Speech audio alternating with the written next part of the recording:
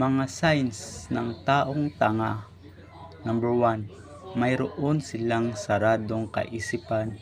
Sila yung mga tipo ng mga tao na tumatanggi sa mga bagong kaalaman o pananaw at hindi gusto baguhin ang kanilang opinyon. Number 2, wala silang kakayahang matuto mula sa mga pagkakamali. Ang isang taong paulit-ulit na gumagawa ng pare-parehong pagkakamali ay maaaring meron silang critical na pag-iisip. Number 3, wala silang pag-uusisa.